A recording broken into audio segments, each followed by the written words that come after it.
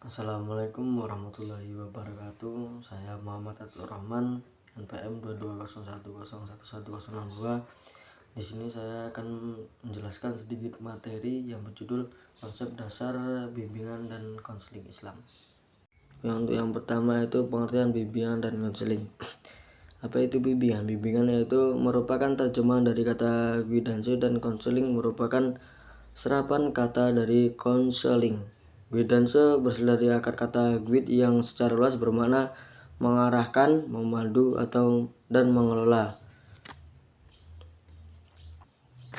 Kemudian istilah konseling yaitu merupakan kata yang sering digunakan dalam dunia pendidikan. Konseling pada hakikatnya itu adalah upaya untuk membantu individu mencapai perkembangan yang optimal. Jadi bimbingan dan konseling adalah proses dukungan yang bertujuan membantu individu mengatasi masalah pribadi, sosial, dan akademis. Bimbingan fokus pada pengembangan potensi dan kemampuan, sementara konseling itu lebih mendalami isu-isu emosional atau psikologis untuk mencapai solusi yang lebih mendalam. Dan yang kedua yaitu definisi bimbingan dan konseling Islam.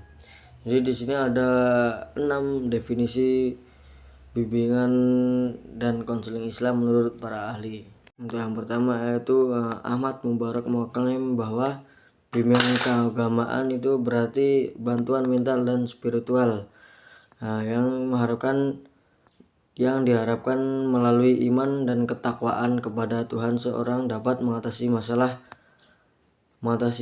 yang dihadapi sendiri. Kemudian yang kedua yaitu menurut Hari Musnamar, pengertian konseling Islam adalah proses pemberian pertolongan kepada individu untuk kembali sadar akan keberadaannya sebagai makhluk ciptaan Tuhan Yang Maha Esa. Kemudian yang ketiga yaitu Az-Zahrani mintakan dalam bukunya Therapist Counseling, pelayanan konseling dalam Islam adalah salah satu dari berbagai tugas manusia yang terlibat dalam pendidikan dan pengasuhan manusia yang ideal.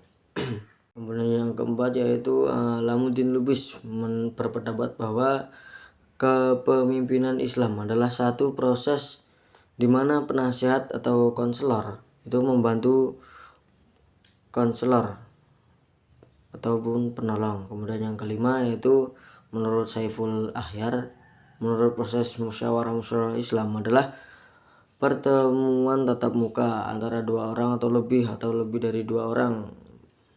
Kemudian yang keenam yaitu Yahya Jaya menyampaikan pandangannya tentang bimbingan agama Islam sebagai layanan konseling bagi orang ataupun konselor yang bermasalah dalam kehidupan keagamaannya dan ingin mengembangkan secara optimal ukuran dan potensi keagamaannya secara individu dan kelompok. Jadi dapat disimpulkan dari definisi para ahli tersebut yaitu jadi bimbingan konseling dalam Islam itu pendekatan yang mengintegrasikan prinsip-prinsip agama dalam membantu individu mengatasi masalah hidup yang mencakup pemahaman ajaran Islam seperti nilai-nilai moral dan etika serta penggunaan yang sesuai dengan syariat untuk mendukung perkembangan spiritual, emosional, dan individu. Untuk yang ketiga yaitu hubungan BK umum dengan bimbingan konseling Islam. Jadi bimbingan dan konseling Islam ataupun BK dalam proses bantuan yang diberikan kepada seorang untuk mengembangkan diri atau mengatasi masalah tersebut. Tujuan umum BK yaitu membantu individu untuk berkembang secara optimal sesuai dengan tahap perkembangan, latar belakang, dan tuntunan lingkungan. Kemudian bimbingan konseling Islam itu adalah proses pemberian bantuan terarah, kontinu, dan sistematis kepada setiap individu agar ia dapat mengembangkan potensi atau fitrah beragama yang dimiliki secara optimal dengan cara menginternalisasikan nilai-nilai yang terkandung dalam Al-Quran dan hadis. Jadi bimbingan konseling Islam ini memiliki beberapa ciri, yaitu yang pertama membantu orang lain untuk belajar mengembangkan fitrahnya, kemudian membantu orang lain untuk memiliki pengetahuan tentang dirinya sendiri, dan membantu orang lain untuk berani mengambil keputusan yang baik dan bermanfaat. Jadi dapat disimpulkan bahwa hubungan antara bimbingan konseling umum dan bimbingan konseling Islam ini terletak pada tujuan yang sama, yaitu membantu individu mengatasi masalah dan mencapai potensi terbaik mereka.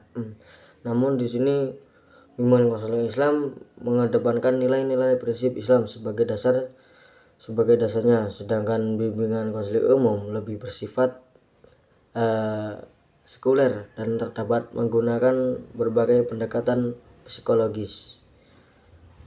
Keduanya dapat saling melengkapi dan memberikan dukungan holistik bagi individu.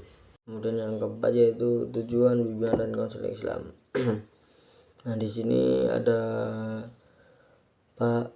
seorang ahli yaitu yang berpendapat bahwasanya bimbingan konseling Islam itu yang pertama membawa perubahan, penyembuhan kesehatan dan kemudian jiwa dan roh.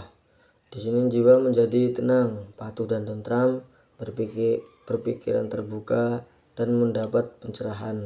Kemudian dari sini tujuan bimbingan dan konseling Islam itu membantu VT untuk memaksimalkan atau mengembalikan potensi fitrah sesuai dengan ajaran Islam. Di sini dapat disimpulkan bahwasanya bimbingan konseling Islam bertujuan untuk membimbing individu dalam mencapai keseimbangan antara aspek spiritual, emosional, dan sosial dalam hidup individu tersebut. Dan yang kelima, fungsi bimbingan dan konseling Islam. Jadi adapun fungsi bimbingan konseling dalam sebagai fasilitator dan motivator klien dalam upaya mengatasi dan mencegah problem kehidupan klien dengan kemampuan yang ada pada dirinya sendiri. Yang pertama itu fungsi perbaikan, kemudian yang kedua fungsi pencegahan, kemudian yang ketiga fungsi pengembangan, kemudian yang keempat fungsi penyuluran. Jadi di sini fungsi bimbingan dan konseling Islam itu mencakup pendidikan tentang ajaran dan nilai-nilai Islam yang mengenai berbagai aspek kehidupan, pendampingan emosional, spiritual.